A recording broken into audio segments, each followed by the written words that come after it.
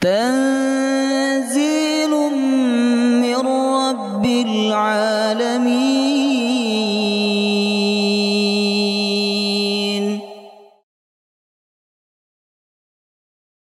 يا أيها الذين آمنوا إذا قيل لكم تفسحوا في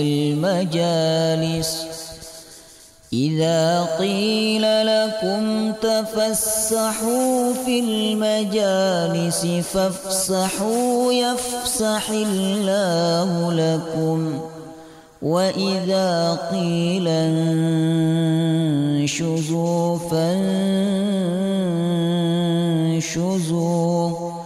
يرفع الله الذين آمنوا منكم والذين أوتوا العلم درجات،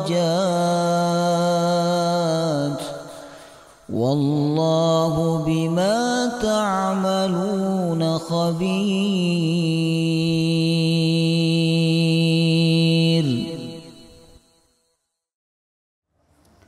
Bismillahirrahmanirrahim.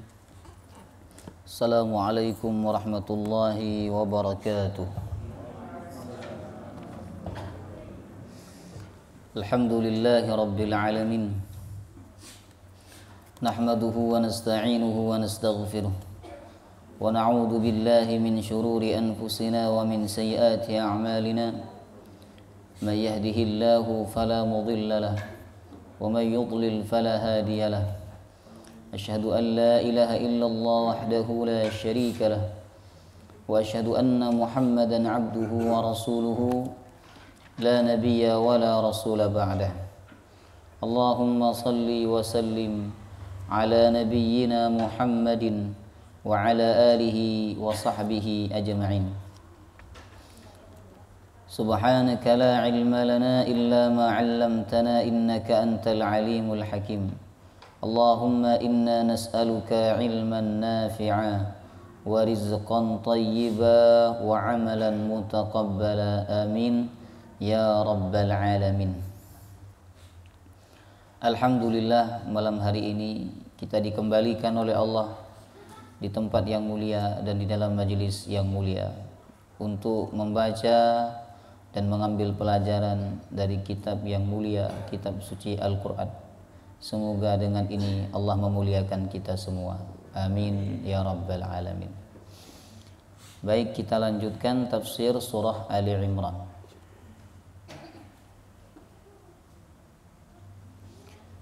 Pekan kemarin kita berhenti di ayat 17. Sekarang masuk ayat 18. Syahidallahu annahu la ilaha illa huwa wal malaikah. Kita baca sampai ayat 20. A'udzu billahi minasy syaithanir rajim.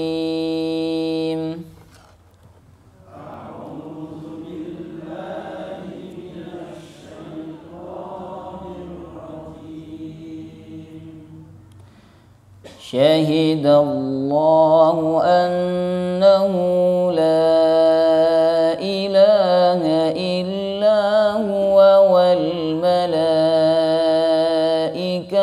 wa ulul ilm.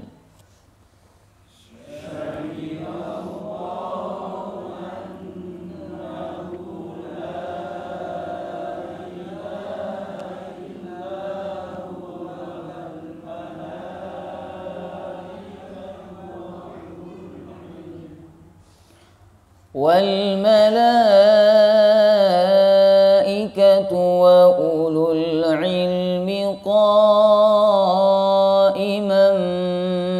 bil qist.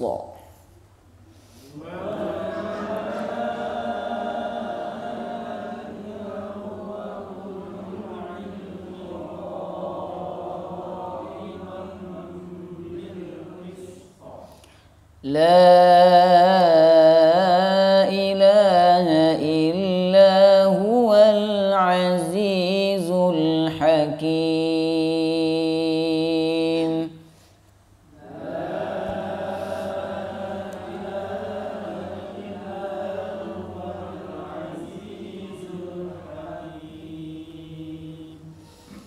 Inna ad-dina 'indallahil Islam.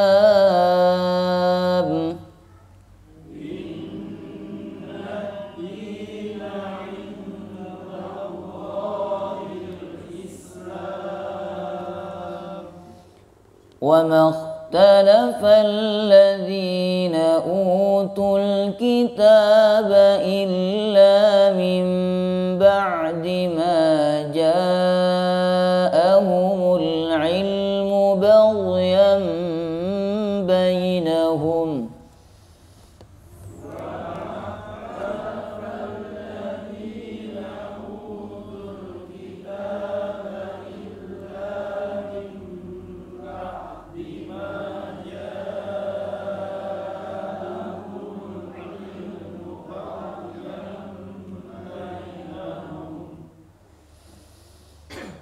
ومن يكفر بآيات الله فإن الله سريع الحساب.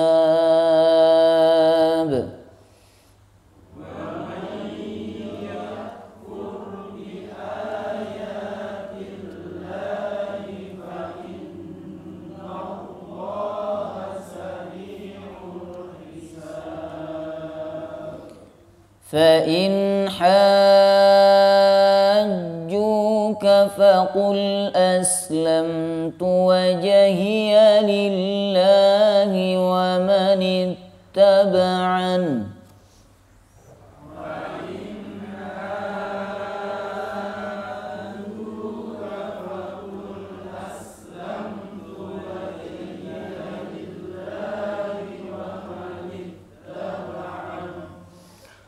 وقل للذين أوتوا الكتاب والأميين أأسلمتم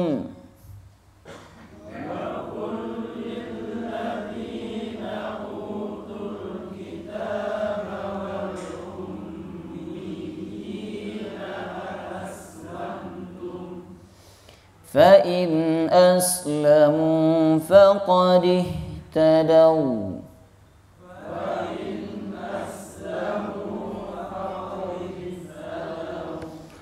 وإن تولوا فإنما عليك البلاغ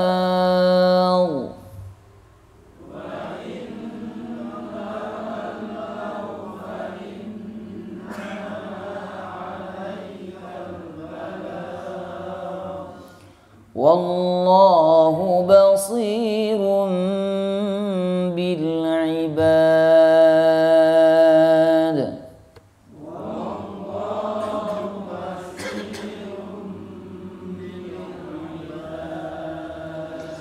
Baik, pekan kemarin kita belajar bahwa kenikmatan akhirat itu jauh lebih baik daripada kenikmatan dunia. Jauh lebih penting. Subhanallah ya. Sesuatu yang kita anggap sangat penting padahal sesuatu itu biasa. Ya. Sesuatu yang kita anggap biasa padahal sesuatu itu amat sangat penting.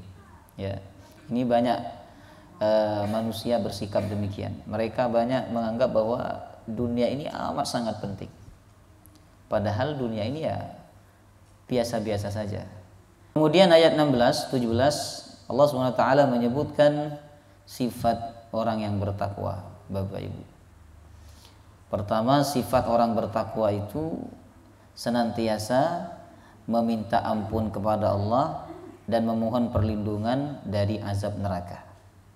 Alladzina yaquluna rabbana innana amanna faghfir lana dhunubana wa qina adzabannar. Hafal nggak doanya? Hafal ya, harus hafal. Ini doa bahasanya dari Allah SWT. Sehingga ketika kita berdoa dengan bahasa atau dengan kalimat yang diajarkan oleh Allah langsung, itu lebih cepat untuk dikabulkan oleh Allah daripada bahasa kita sendiri. Jemaah rahimakumullah. Jadi sebisa mungkin panjenengan hafal doa-doa dalam Al-Quran. Di awal surah Ali Imran ada doa juga, Rabbana la tuzigh qulubana ba'da idh hadaitana wa hab lana min ladunka rahmah innaka antal wahhab. Ya. Kemudian di ayat ini juga doa, Rabbana innana amanna faghfir lana dzunubana wa qina adzabannar. Jadi ciri orang bertakwa itu yang senantiasa minta ampun, minta selamat dari neraka. Bapak Ibu, subhanallah ya. Kalau kita minta apa biasanya sama Allah? Yang paling sering minta duit, minta rezeki, minta sehat, minta panjang umur. Jemaah rahimakumullah ya. Orang bertakwa itu yang paling sering mereka mohonkan kepada Allah adalah ampunan. Karena nggak ada gunanya harta, sehat, usia panjang kalau tidak dapat ampunan Allah. Ciri yang kedua Allah sebutkan di ayat 17. As-sabirin, sabar. Sabirin ini isim fa'il, berarti senantiasa sabar, Bapak Ibu. Yang pertama masuk enggak panjenengan? Senantiasa minta ampun, selamat dari neraka. Masuk nggih? Masuk. Alhamdulillah. As-sabirin yang kedua sabar. Kalau panjenengan sabar berarti masuk dalam ciri orang yang bertakwa. Yang ketiga as-sadiqin, jujur kepada Allah, jujur kepada manusia, dan jujur kepada diri sendiri. Ya, kemudian yang keempat al-qanitin, tunduk, patuh kepada Allah.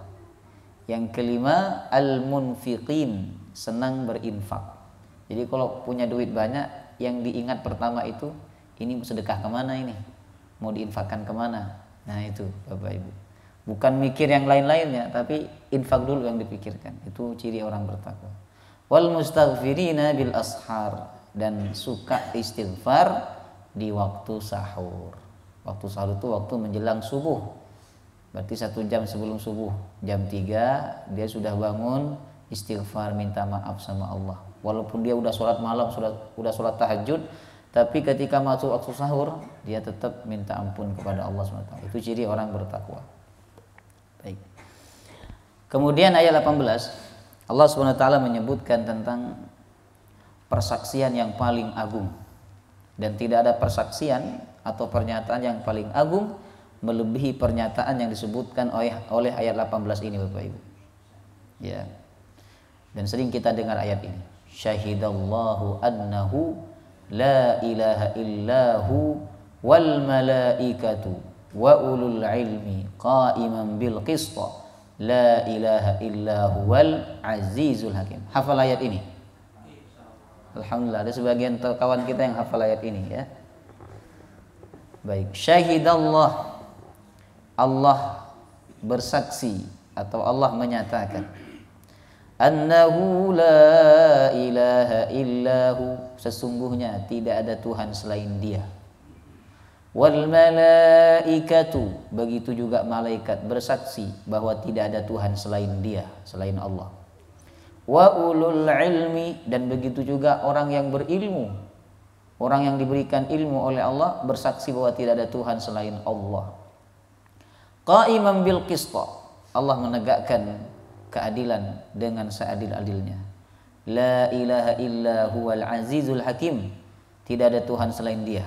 Al-Aziz yang maha perkasa, Al-Hakim yang maha bijaksana. Jadi kalimat la ilaha illahu ini diulang 2 kali. Ayatnya pendek, tapi di ayat ini terdapat 1 kalimat yang diulang 2 kali, dan kalimat itu kalimat yang paling agung di antara kalimat yang agung, Bapak Ibu. La ilaha illahu. Ya. Baik. Ayat ini ada sebab turunnya, jamaah rahimakumullah. Disebutkan bahwa ketika Rasulullah SAW berada di kota suci Madinah Al-Munawwarah, ada 2 uskup datang kepada beliau dari negeri Syam. Ya.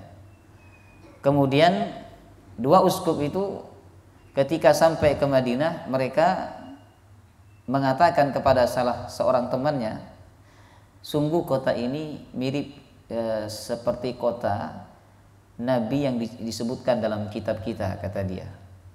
Nah, apakah Nabi itu sudah ada berada di dalam kota ini. Kemudian jemaah rahimakumullah, tak lama kemudian setelah itu mereka berdua ini bertemu dengan Rasulullah SAW. Ya.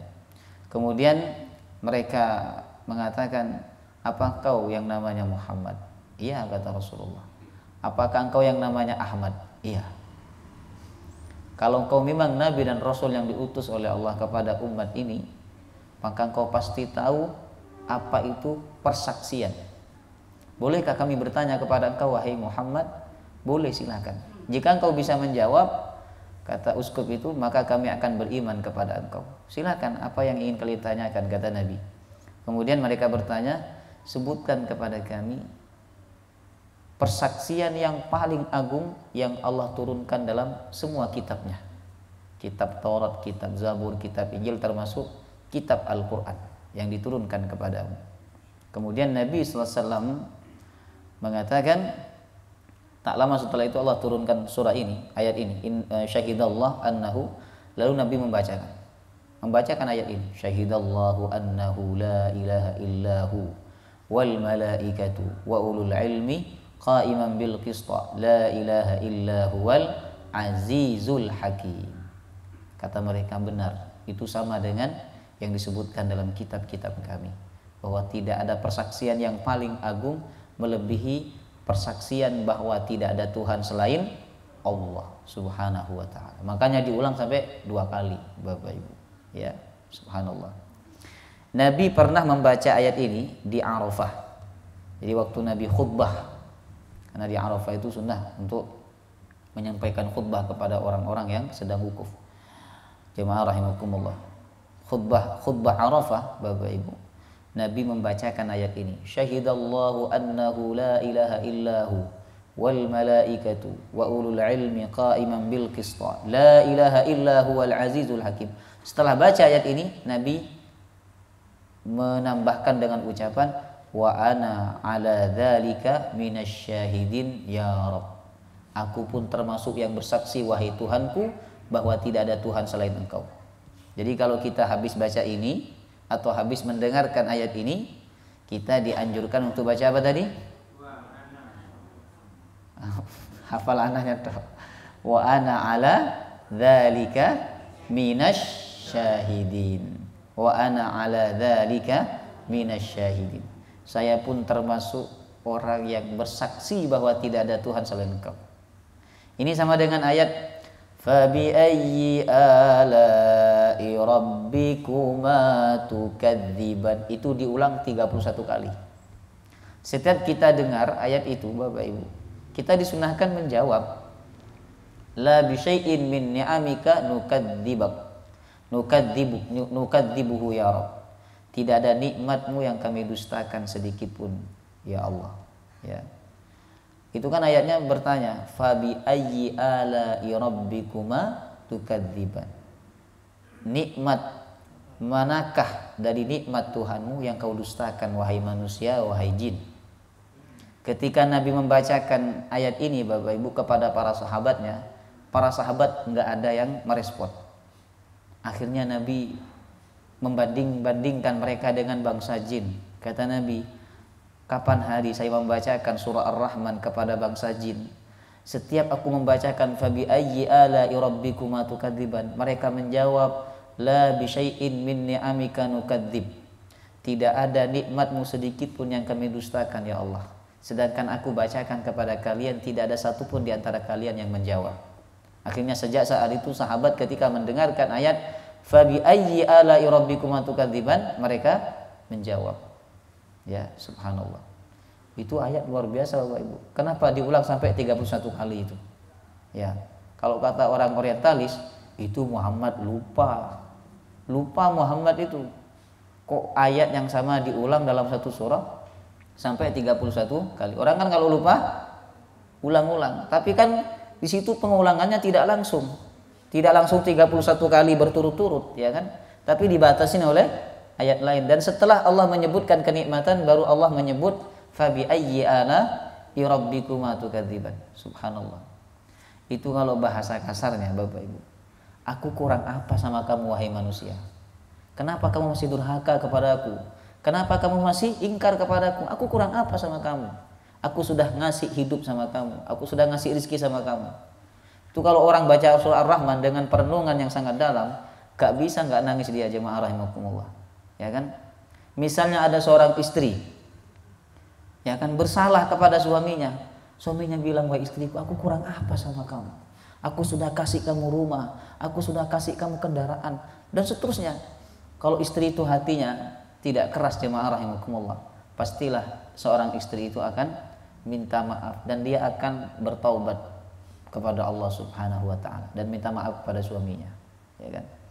Jadi memang ada ayat-ayat tertentu ketika kita baca atau kita dengarkan, kita dianjurkan untuk merespon, termasuk ayat ini. Wa ana ala dzalika minasyahidin. Bapak Ibu. Baik. Syahidallah, Allah bersaksi, annahu la ilaha illahu, bahwa tidak ada Tuhan selain Dia. Di sini syahida bermakna bersaksi atau menyatakan, ya. Jadi bisa dimaknakan bersaksi, bisa juga dimaknakan menyatakan. Nah, berdasarkan ayat ini ulama menyimpulkan bahwa dalam menyatakan sesuatu atau bersaksi sesuatu itu tidak harus mengucapkan lafaz asyhadu, enggak harus. Jadi misalnya panjenengan bersaksi, ya kan? Bersaksi atas sesuatu. Panjenengan tidak perlu mengucapkan saya bersaksi, enggak. Cukup panjenengan sampaikan itu sudah dianggap bersaksi, sudah dianggap menyatakan. Ya. Bahkan ulama kaum muslimin mengatakan bahwa apabila ada orang kafir mengucapkan kalimat la ilaha illallah Muhammadur Rasulullah, ya, maka sah keislamannya walaupun dia tidak menyebut asyhadu, ya kan, walaupun tidak menyebut asyhadu. Ini sebagaimana ketika Nabi membimbing pamannya Abu Thalib saat sakaratul maut, dibimbing oleh Nabi dengan kalimat la ilaha illallah, tidak ada kalimat asyhadu. Qul la ilaha illallah, ya. Jadi mengucapkan kata saya bersaksi itu tidak harus, ya, tidak harus, ya. Langsung dinyatakan sudah sah. Sebagaimana ayat ini, bahwa ketika Allah SWT menyatakan tidak ada Tuhan selain dirinya, Allah tidak mengatakan aku bersaksi bahwa tidak ada Tuhan selain aku, tidak begitu. Langsung Allah mengatakan la ilaha illahu, ya. Kemudian jemaah rahimakumullah, yang bersaksi di dalam ayat ini ada berapa? Hah? Ada? Coba dilihat ayatnya. Ada berapa yang bersaksi bahwa tidak ada Tuhan selain Allah yang disebut oleh Allah dalam ayat ini? Ada 3. Pertama siapa? Allah sendiri. Yang kedua, malaikat. Yang ketiga, orang yang berilmu. Subhanallah, ya, Bapak Ibu. Jadi penyebutan Allah dan penyebutan malaikat dengan orang berilmu ini dipisah. Allah tidak mengatakan syahidallahu wal malaikatu wa ulul ilmi annahu la ilaha illahu. Enggak begitu. Jadi penyebutan Allah sendiri, baru setelah itu disebut malaikat dan orang yang berilmu. Nah, penyebutan itu kalau terpisah menunjukkan kedudukan yang berbeda. Ya, tentu dalam hal ini kedudukan Allah tidak sama dengan kedudukan malaikat dan orang berilmu. Persaksian Allah juga tidak sama dengan persaksian malaikat dan orang berilmu. Persaksian Allah itu apa bahasanya, ya? Kualitasnya lebih tinggi. Saya contohkan gini. Misalnya ada acara akad nikah, yang menjadi saksi, ya kan, Presiden Prabowo Subianto yang menjadi saksi, ya kan. Dengan acara akad nikah satunya yang menjadi saksi bukan presiden, tetapi orang biasa, orang kampung, orang biasa lah, ya kan, bukan seorang tokoh. Mana yang dipandang sangat kuat dan sangat berkualitas persaksiannya? Yang pertama tadi. Prabowo misalnya, ini contoh saja, contoh, ya kan. Walaupun dalam Islam, ya, saksi itu yang paling utama bukan dilihat dari tokohnya, ketokohannya, tapi dari keadilan dan kesolehannya, ya kan. Walaupun dia presiden, kalau tidak sholat itu tidak sah menjadi saksi nikah. Kalau tidak sholat itu, ya kan? Kalau tidak sholat nggak sah jadi saksi nikah. Karena syarat saksi nikah itu harus adil. Adil itu soleh. Minimal soleh itu adalah sholat. Jamaah rahimahullah. Mendingan bukan presiden tapi sholat, Bapak Ibu. Ya kan? Terkadang orang ingin menunjukkan bahwa pernikahan itu sangat istimewa sehingga harus mendatangkan tokoh. Padahal tokoh itu belum tentu sholat. Jamaah rahimahullah. Nah, kira-kira begitu gambarannya ya. Makanya penyebutan Allah dengan penyebutan malaikat dan orang berilmu dipisah ya. Kemudian jemaah rahimakumullah, di sini juga menunjukkan tingginya kedudukan orang yang berilmu. Subhanallah ya. Karena Allah sebut sejajar dengan siapa? Malaikat. Wal malaikatu wa ulul ilmi. Malaikat dan orang yang berilmu. Subhanallah. Ya. Kalau ada orang yang lebih mulia daripada orang yang berilmu, maka Allah akan sebutkan dia sejajar dengan malaikat. Tapi tidak ada yang lebih mulia daripada orang yang berilmu.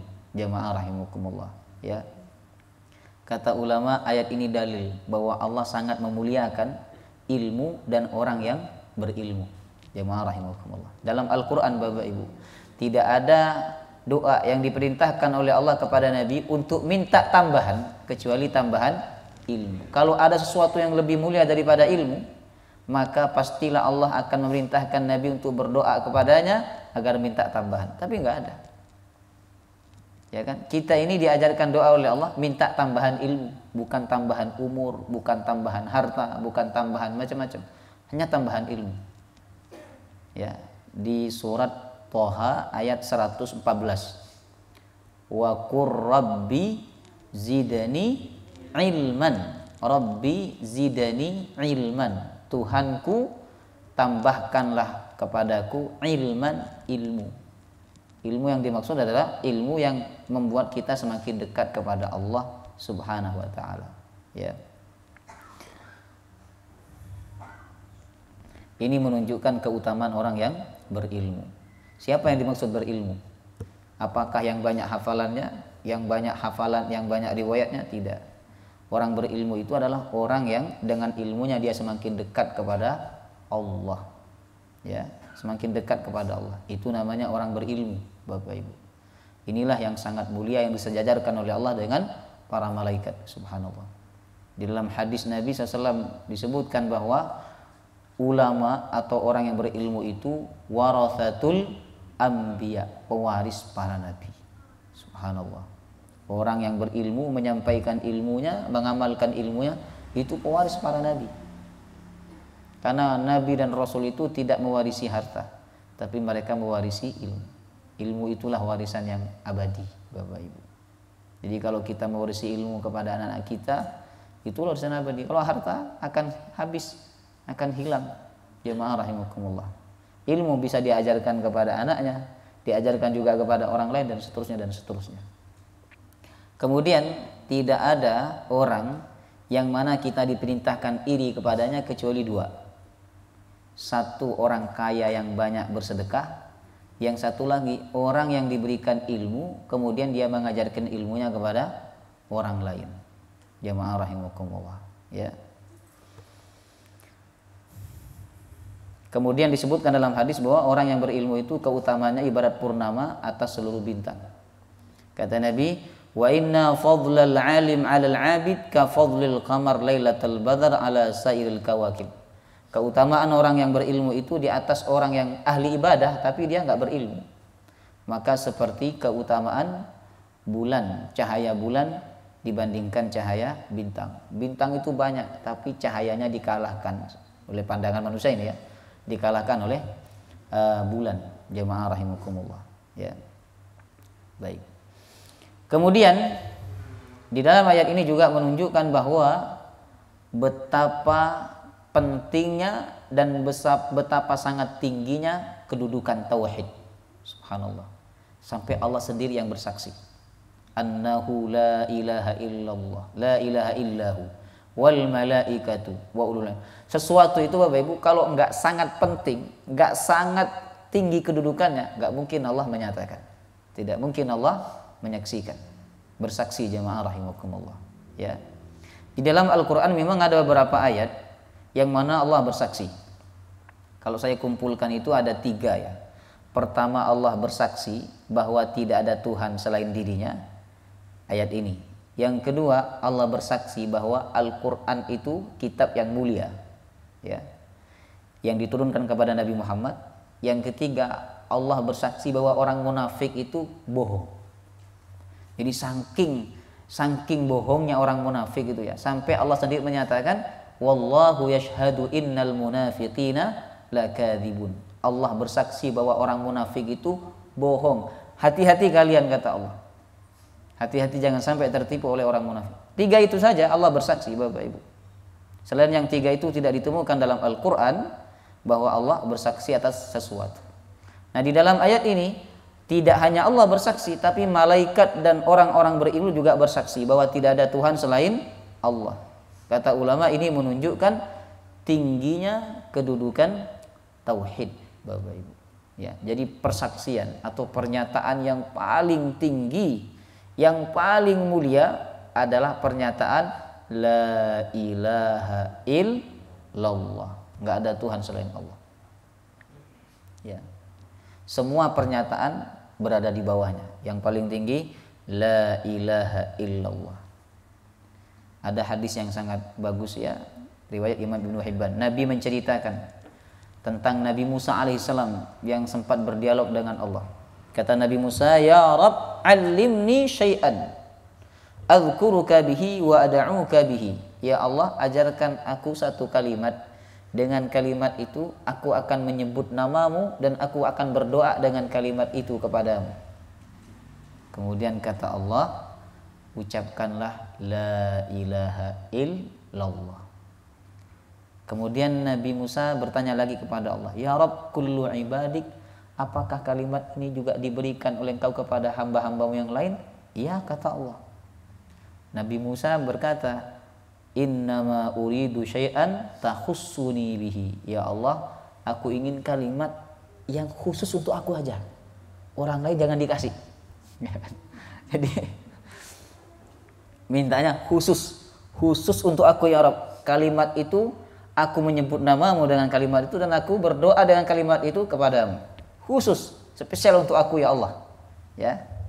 Kata Allah apa? Ya Musa, law kana as-samawati as-sab'u wa 'amiruhunna ghairi wal ardina as-sab'i fi kaffatin wa la ilaha illallah fi kaffatin malat bihinna la ilaha illallah. Wahai Musa, seandainya langit yang 7 beserta isinya, bumi yang 7 beserta isinya itu ditaruh dalam satu timbangan dan kalimat la ilaha illallah diletakkan juga dalam satu timbangan yang lain, maka kalimat la ilaha illallah akan mengalahkan langit dan bumi itu.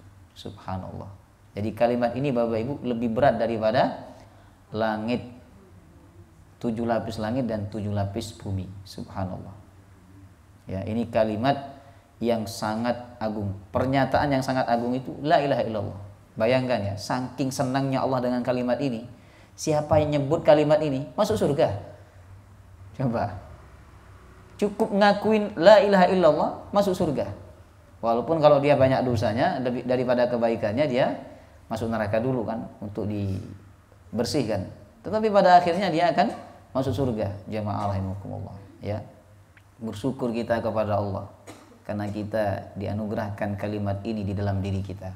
La ilaha illa Allah, tidak ada Tuhan selain Allah, ya. Nah, kemudian ayat ini juga menunjukkan bahwa tauhid itu pokok dari segala sesuatu. Ibadah apapun tidak sah dan tidak diterima oleh Allah kalau tidak bertauhid, ya. Jemaah rahimakumullah, ya. Maka murnikan ibadah kita hanya kepada Allah Subhanahu wa taala. Kalau tauhid itu kedudukannya sangat tinggi, berarti kebalikan dari tauhid apa? Kebalikan dari orang bertauhid itu apa? Syirik. Maka syirik itu dosa yang sangat besar, Bapak Ibu. Bahkan ketika Allah menyebutkan para nabi dan para rasul, Allah menyatakan walau asyraku lahabitu anhum ma kanu ya'malun. Seandainya para nabi dan para rasul itu syirik, maka Allah akan menghapus seluruh kebaikan mereka. Ini sekelas Nabi dan Rasul, Bapak Ibu. Kalau syirik semua amalnya dihapus sama Allah. Apalagi kita, jemaah rahimakumullah, ya. Kemudian qa'iman bil qist, Allah yang menegakkan keadilan. Apa bedanya qistun dengan adlun? Kalau adlun itu biasanya tidak merata. Tapi kalau qistun itu merata biasanya. Merata bukan hanya kepada manusia tapi kepada seluruh makhluknya yang ada yang Dia ciptakan. Itu namanya qa'iman bil qist. Kemudian diulang lagi oleh Allah kalimat la ilaha illallah.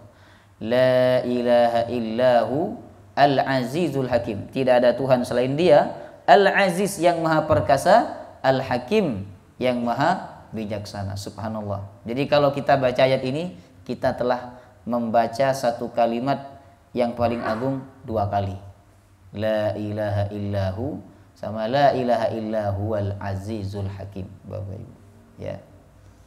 Makanya ayat ini dibaca oleh Nabi dalam khutbah Arafahnya. 19. Karena tidak ada Tuhan selain Allah. Berarti Tuhan itu hanya satu, hanya Allah. Berarti agama yang benar itu hanya satu, Bapak Ibu. Gak mungkin dua. Wong Tuhannya satu kok. Tuhannya satu yaitu Allah. Berarti agama yang benar hanya satu. Tidak mungkin Allah menurunkan dua agama. Karena manusia itu tidak bisa menerima dua hal yang berbeda dalam hatinya. Kalau dia menerima yang satu, maka yang lain pasti dia tolak. Jemaah rahimakumullah. Maka Allah menyebutkan agama yang paling benar di sisi Allah itu adalah Islam. Innad dina indallahil Islam. Sesungguhnya agama di sisi Allah, maksudnya agama yang bersumber dari Allah dan diridhai oleh Allah Subhanahu wa taala, itu hanya satu, agama Islam. Islam, jamaah rahimakumullah. Jadi semua agama para nabi dan para rasul itu agama Islam, termasuk agama yang dibawa oleh nabi kita sallallahu alaihi wasallam, ya. Enggak ada agama Yahudi, agama Nasrani. Nabi Musa, Nabi Ibrahim bukanlah Yahudi, bukan Nasrani, kata Allah. Maka na Ibrahimu Yahudiyan wala Nasraniyan, walakin kana hanifan muslimah. Ibrahim itu bukanlah Yahudi, bukanlah Nasrani, tetapi dia hanifan, lurus, muslimah dan muslim, tunduk kepada Allah Subhanahu wa taala. Ya. Berarti kalau orang mengambil agama selain Islam, maka tertolak, enggak akan diterima oleh Allah. Wa may yabtaghi ghairal islami dinan fala yuqbala min. Siapa yang mencari agama selain Islam, maka tidak diterima oleh Allah. Ya. Jadi kita harus mendeklar bahwa agama yang benar itu hanya Islam. Kita tidak boleh mengatakan semua agama benar. Yaitu kan orang-orang liberal misalnya, ya kan? Orang-orang liberal itu biasanya mengatakan demikian, Bapak Ibu. Jadi mereka mengatakan semua agama itu sama kok, sama-sama benar. Islam tidak boleh zina, agama lain juga tidak boleh berzina. Agama itu tidak hanya urusan itu, ya kan? Tapi lebih dalam adalah keyakinan, jemaah rahimakumullah. Coba kalau misalnya semua agama itu benar, bilang sama orang ini, ya kan? Kamu marah nggak kalau anakmu hari ini Islam, besok Kristen? Marah nggak kamu? Pasti dia marah sama anaknya. Pasti dia melarang. Berarti dia hati nuraninya mengatakan agama itu tidak sama, yang benar hanya Islam, jemaah rahimakumullah, ya kan? Yang benar itu hanya agama Islam, insyaallah SWT, Bapak Ibu. Tidak bisa kalau semua agama itu dibilang benar, ya kan? Akan amburadul, kacau keyakinan umat manusia ini, jemaah rahimakumullah, ya. Mereka saja mengakui agama yang paling benar ya agama mereka. Kata orang Yahudi, nggak ada yang masuk surga kecuali Yahudi. Kata Nasrani, nggak ada yang masuk surga kecuali Nasrani. Kita orang Islam sama, ya kan? Wong mereka itu loh, ketika siapa yang meninggal tuh, yang mati itu, Fransiskus, Paulus, jemaah rahimakumullah. Itu sudah dibuat oleh mereka animasinya apa dalam bersama Bapa di surga, disambut oleh Isa Al-Masih dan seterusnya, ya kan? Berarti mereka meyakini bahwa yang masuk surga itu hanya mereka, ya kan? Nah kita umat Islam juga begitu, Bapak Ibu. Yang masuk surga ini hanya umat Islam, yang lain tidak masuk surga. Masuk mana? Ya neraka. Jemaah rahimakumullah, ya. Karena kita punya kuncinya, Apa kuncinya? Nah, kita udah punya kuncinya. Mereka gak pegang kuncinya, gimana mau masuk surga? Ya kan? Bapak Ibu. Baik. Kemudian Allah mengatakan, "Wa makhtalafal ladzina utul kitaba illa min ba'di ma ja'ahumul 'ilmu baghyan bainahum." Dan tidaklah berselisih orang-orang yang diberikan Alkitab, berarti yang dimaksud ini dua, Yahudi dan Nasrani. Illa min ba'di ma ja'ahumul 'ilmu baghyan bainahum, kecuali setelah datang kepada mereka ilmu, ya, yaitu nabi. Yang dimaksud ilmu dalam ayat ini nabi, Bapak Ibu. Nabi diutus kepada mereka baghyan bainahum, karena kedengkian di antara mereka.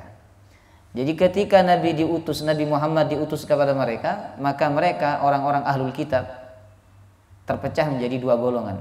Ada yang beriman kepada Nabi, ada yang tidak beriman. Itu yang dimaksud dengan ikhtilaf. Mereka berbeda pendapat. Ya kan? Sesama Yahudinya mereka berbeda pendapat, sesama Nasrani mereka berbeda pendapat. Setelah datang kepada mereka ilmu. Kenapa mereka berbeda pendapat, berpecah belah jamaah rahimakumullah? Ya kan? Baghyan bainahum, karena kedengkian di antara mereka. Subhanallah ya. Jadi orang Yahudi dan orang Nasrani ini rentan mereka berselisih karena di hati mereka ada baghyan, ada kedengkian. Ayat ini juga pelajaran untuk kita, bahwa kita ini nggak akan bisa bersatu kalau ada baghyan bainahum, kedengkian di antara kita, Bapak Ibu. Nggak bisa kita bersatu, ya kan? Walaupun berbeda pendapat, asal tidak ada kedengkian dan kebencian, kita masih bisa bersatu, jamaah rahimakumullah. Ya kan? Kalau udah ada kedengkian itu susah kita bersatu, Bapak Ibu. Ya kan? Susah, karena masing-masing akan mencari celah untuk menjatuhkan lawannya atau saingannya, jamaah rahimakumullah.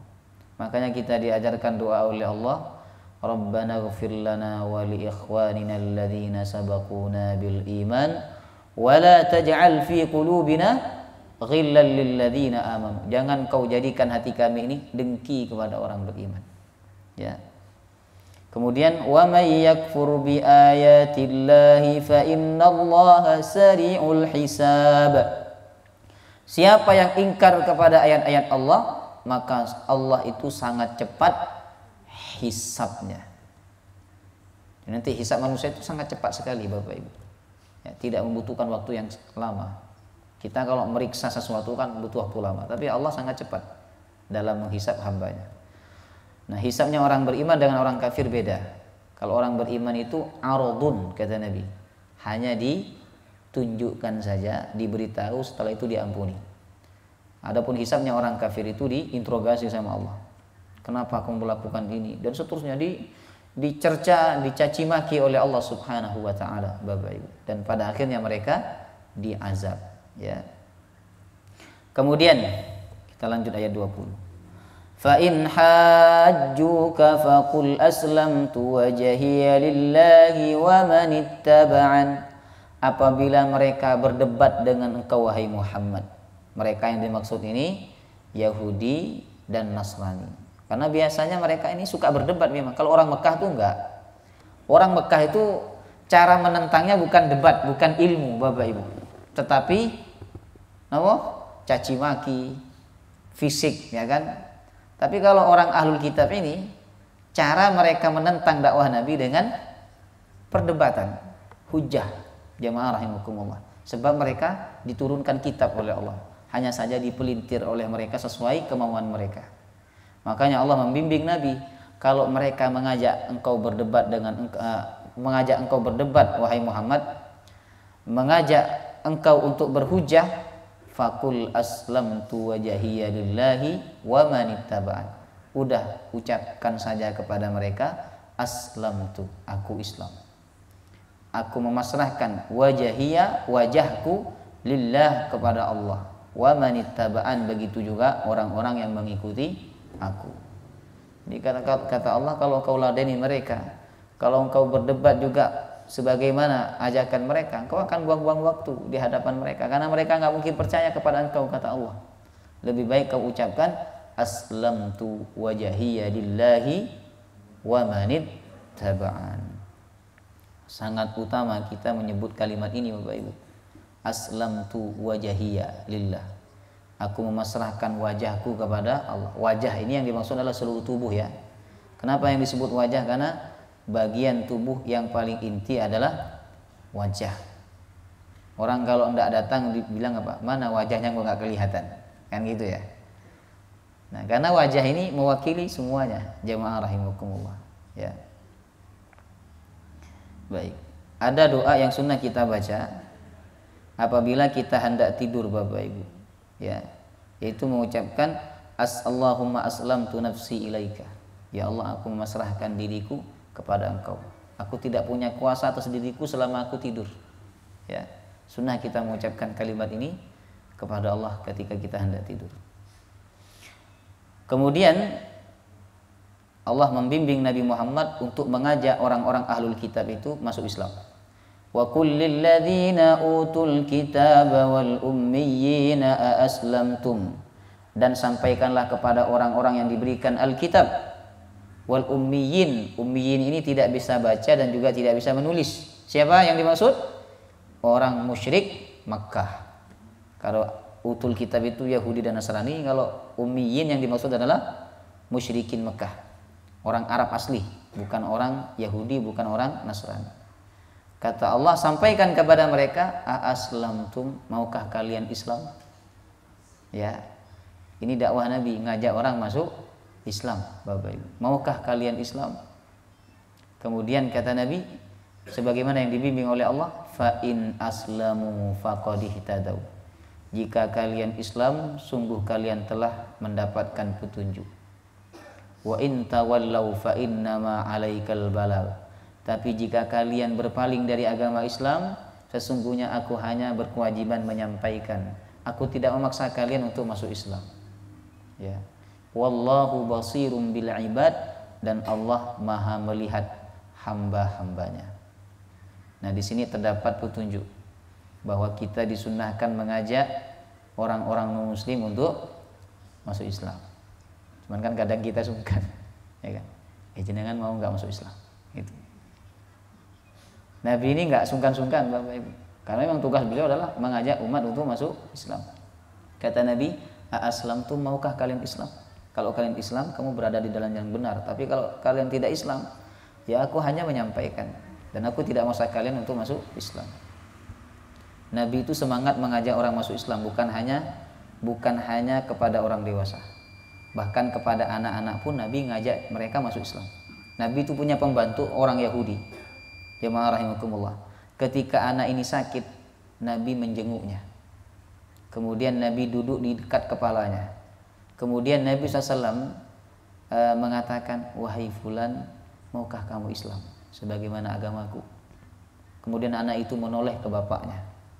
Bapaknya menyetujui, Islamlah sebagaimana yang diminta oleh Muhammad.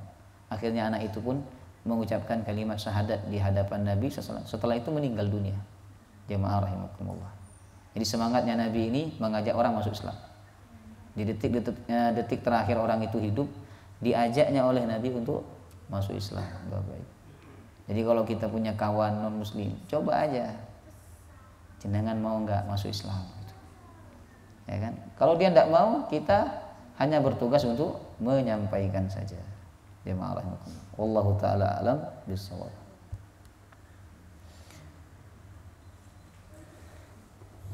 Ada pertanyaan? Monggo. Ya. Baik. Bedakah nilainya ketika orang itu duduk di rumah lihat YouTube? Ya kan? Dengan datang duduk di dalam majelis ilmu. Sama-sama yang disampaikan sama, materinya sama mungkin ya. Tapi usahanya beda, tentu beda kedudukannya Bapak Ibu. Karena usahanya berbeda, maka nilainya juga berbeda. Kita lihat hadis Nabi ya, man salaka thariqan, itu hadisnya sangat masyhur. Siapa yang menempuh perjalanan, nah itu, maka Allah akan mudahkan dia menuju surga. Menempuh jalan untuk menuntut ilmu. Salak itu jalan, bergerak, berusaha. Jadi kalau panjenengan duduk di rumah mendengarkan panjenengan hanya dapat ilmu tapi tidak mendapatkan keutamaan daripada majelis ilmu. Jemaah rahimakumullah. Ya, kecuali pengajian online live Bapak Ibu, kemudian atau Zoom yang mana ada interaksi di situ antara murid dengan guru. Jemaah rahimakumullah, ini sama dengan yang dulu sekarang. Ya. Jadi beda orang yang hanya mendengarkan di YouTube atau mendengarkan tayangan ulang dengan datang ke majelis ilmu itu beda. Jemaah rahimakumullah, ya kan? Orang itu punya energi masing-masing, Bro. Jadi kalau jenengan datang kayak gini, ketemu orang soleh, energinya orang soleh itu akan masuk ke diri panjenengan. Makanya kenapa Nabi itu nyuruh kita berkawan dengan orang soleh, melihat wajah orang soleh, karena punya energi kebaikan yang akan masuk ke dalam diri kita. Kita dilarang oleh Nabi dekat-dekat orang jelek, orang yang ahli maksiat. Kenapa? Dia punya energi. Jadi energi kemaksiatan itu masuk nanti, kemudian kita menjadi orang yang senang berbuat maksiat. Nauzubillah min dzalik. Ya. Kemudian yang kedua tadi usia panjang, minta usia panjang tetapi tidak diisi dengan kebaikan. Baik. Sebenarnya minta usia panjang itu hanya bagi orang yang berada di usia di bawah 60 ya. Jadi di bawah usia 60 mintalah usia panjang kepada Allah. Ya. Tapi kalau sudah usia 60 ke atas, gak usah minta usia panjang. Minta barokah umur. Ya kan? Barokah umur. Sama husnul khatimah. Barokah umur itu berarti umurnya banyak digunakan untuk kebaikan. Ya. Jadi kalau sudah 60 tahun, bapak-bapak, ibu-ibu, gak usah minta ya Allah panjangkan usiaku. Jangan. Panjenengan sudah dikasih usia panjang sama Allah. Dan nanti dipanjangkan betul sama Allah sampai 100 tahun. Risikonya apa? Pikun, menyusahkan anak. Anak harus kerja nggak bisa kerja gara-gara panjenengan minta usia panjang. Dan resiko nggak bisa minta usia panjang sehat jarang Bapak Ibu.